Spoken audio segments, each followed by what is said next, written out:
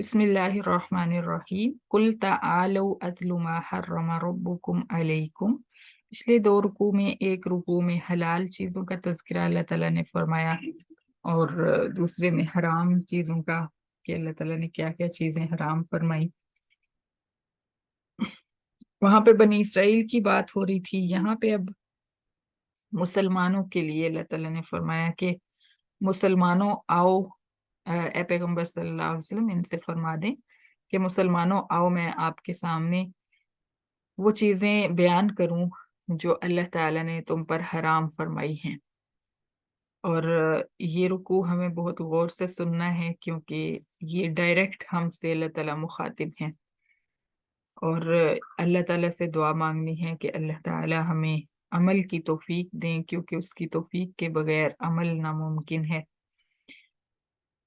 मा हर्रमा रब्बुकुम अलैकुम, वो चीजें जो तुम्हारे रब ने तुम पर हराम फरमाई हैं, इनमें सबसे पहली चीज अल्लाह तुश्रिकू बिही शैअन, उसके साथ किसी को शरीक मत बनाना। सबसे पहला अल्लाह ताला ने ये फरमाया कि किसी को मेरे साथ शरीक नहीं बनाना और शरीक हर किस्म की इबादत में, उसकी ज़ात में, उसकी सिफात में, उसके अहकामात में किसी को शरीक नहीं बनाना। ज़ात में शरीक ये है कि उसके किसी को उसके जिस्म का हिस्सा नहीं कहना, उसकी औलाद नहीं कहना, या ये नहीं कहना कि वो किसी की औलाद है। और उसकी इबादत में शरीक, उससे दुआएं दुआएं किसी और से मांगना, उससे भी मांगना, किसी और से भी मांगना, उसके आगे भी झुकना, किसी और के आगे भी झुकना, उसको भी हाजत रवा समझना और किसी और को भी समझना, और उसको भी हर जगह मौजूद समझना और किसी और को भी समझना। ये जो है ये उसकी इबादत में शरीक है।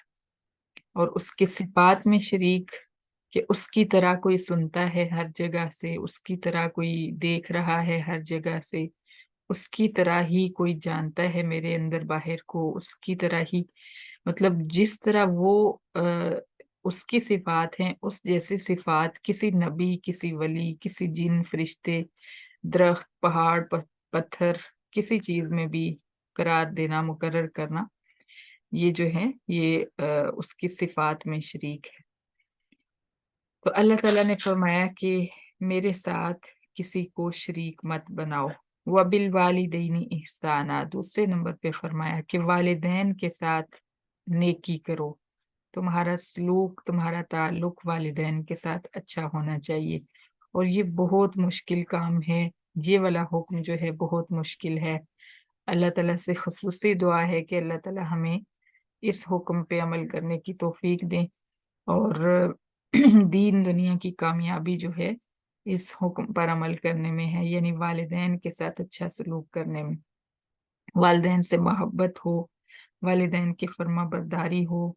और सबसे ज्यादा हुस्न सलूक का के हकदार हमारे वालिदैन हो मखलूक में। हम अपने दोस्तों के साथ, अपने और बाकी रिश्तेदारों के साथ, बहन भाइयों के साथ तो बहुत अच्छा सलूक कर लेते हैं, लेकिन वालिदैन जो हैं वो हमारे सबसे बुरे सलूक के हकदार होते हैं क्योंकि वो मोहब्बत करते हैं हमसे और हम उस मोहब्बत का नाजायज फायदा उठाते हैं और हर बुरा सलूक उनके साथ करते हैं, बदजुबानी, बदकलामी और इस तरह की सारी चीजें जो किसी दूसरे के साथ हम नहीं करते।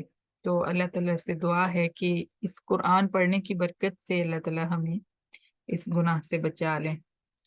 वला तख्तुलू औलादकुम मिन इमलाक, और पहला था ताल्लुक बिल्लाह, ताल्लुक बिल्लाह जो है वो मजबूत होना चाहिए।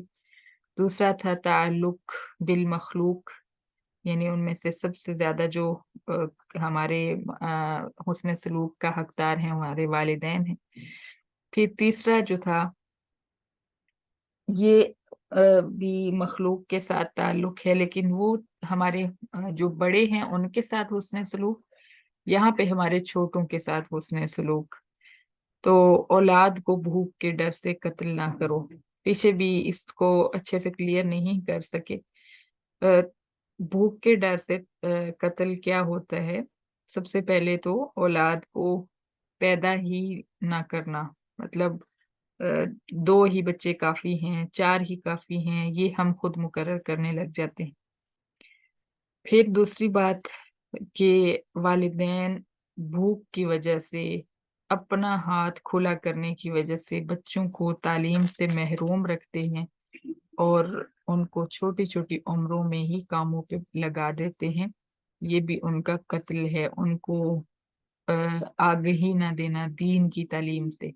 دنیا کی تعلیم نہیں بھی حاصل کی تو اس میں تھوڑی سی دنیا بگڑے گی، لیکن آخرت کی تعلیم اگر حاصل نہیں کی تو جہنم میں چلا جائے گا وہ۔